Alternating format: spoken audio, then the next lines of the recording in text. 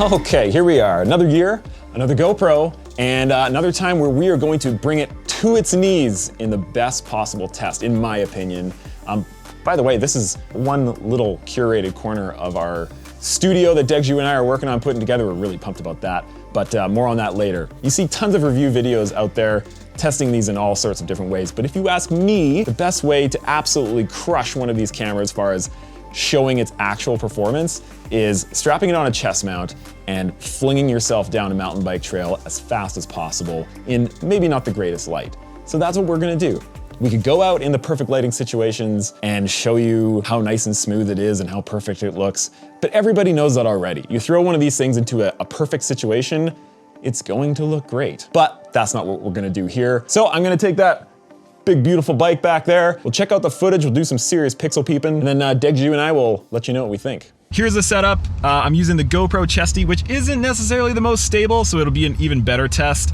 With two cameras on there, these are gonna be flopping around like crazy. The Hero 10 has a little foam windscreen on it, and the Hero 9 doesn't. And actually the biggest reason why I did that is because, well, one, apparently the audio hasn't changed at all. I will check that out, but from what I've been hearing and what GoPro has been saying, there's no difference in audio, so it's not really much of a test on that one. And two, if you notice, they're smushed together pretty tight on there, and I didn't want them clanging together. If anybody actually knows of a dual GoPro mount that's a little bit wider, let me know.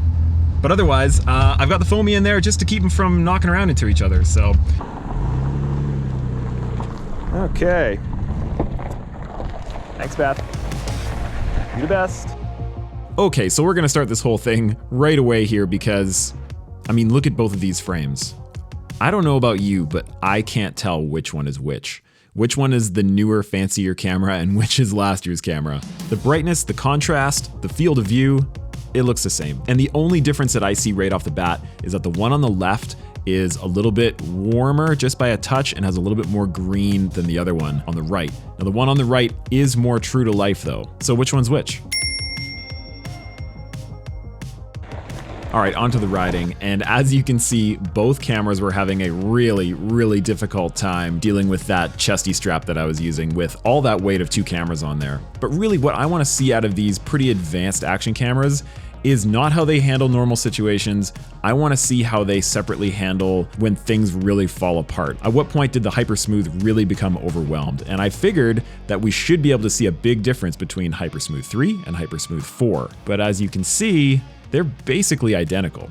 All right, so I kept it on 4K SuperView, but I turned on Hypersmooth Boost for both of them to see how well they handled that much motion. And I have to say, both of them did a great job considering how rough and how floppy that chest mount was. But again, they handled it essentially in the same exact way.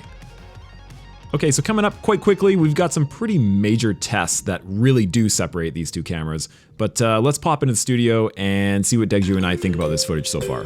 So, were you surprised at all by what we found? No. Really? I mean, I was very surprised with what we found. they didn't change the sensor. Yeah. There was the change in the processor. Yeah. So we knew it was gonna be better to use. It was gonna be smoother. The touch sensitivity issues you found was better. Whoa, I just about lost my frickin' mind with the Hero 9 today. Yeah. Out testing. It was so bad. So bad. Like we weren't expecting a dramatic change in image quality, I guess. right? I kind of was. Were you? I shouldn't have been because it is the same sensor. It's got the same photo sites. It's got the same amount of light coming into it. Yeah. The lens hasn't changed. The lens cover's changed, but the lens itself hasn't changed. So it's gonna look pretty similar. I was just hoping for a big jump up in the Hypersmooth 4.0, but we didn't really see that. I really didn't see much of a difference. Like any difference. No. Really. And if we hadn't labeled what was what, it would have been very hard to pick out which one was the Hero 10. Yep. It's got more accurate color, at least in the 5500 Kelvin white balance range. I don't know. I kind of just feel like this is what the 9 was supposed to be, but they overstretched the GP1 so much that the 9 just had endless problems. Right. And now that like this is sort of like the 9 2.0. This is the fixed Hero 9. Yep. Usability is there. They've given us some more options for frame rates. I am excited to try out the 5.3 in SuperView. I think that'll be pretty cool, especially if you're shooting in 5.3 and exporting in 4K.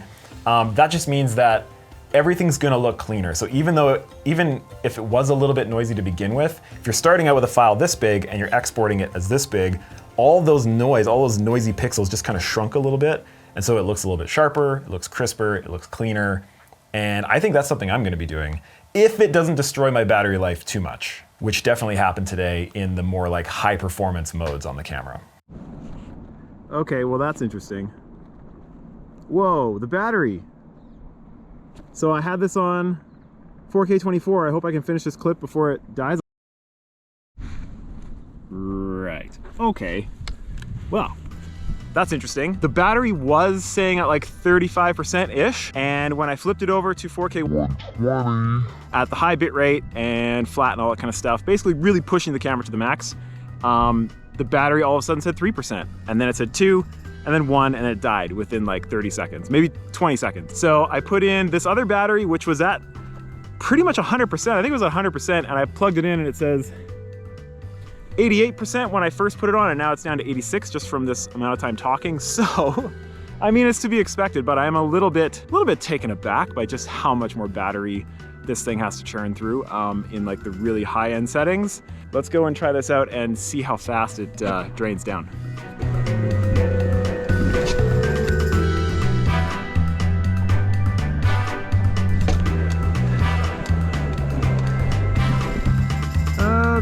Okay, so that was a 10-minute clip, and just about 11 now, and it went down from 83% down to 45%. So just about 40% for a 10-minute clip. Ooh, that's a lot. Not only did the camera immediately adjust its percentage, like normally, you know, you go to a higher frame rate and it'll stay the same percentage of battery, it'll just drain faster. Right. But this one, it went from 30 something to 3% as soon as I put it into that mode. So it was just like, nope, can't handle it. This battery does not have enough juice to do anything in this frame rate.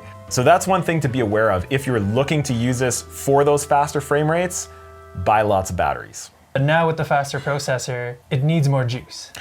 I wouldn't say it needs more juice in anything else but the new modes that have been opened up, yeah. The faster frame rates. If under 4K 24, it was churning through the battery at pretty much the same rate that I would expect the 9 would, or it did, because I was able to see back and forth when I was doing the testing.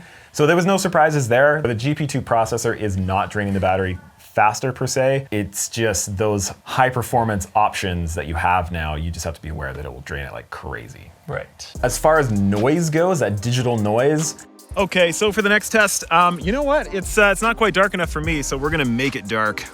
We're gonna bring on the night with some ND filters. These are from Polar Pro. Oh, what do you think? Maybe we should do ND16. We should really give this camera a run for its money, I think. And we'll do the same thing with the 9 as well.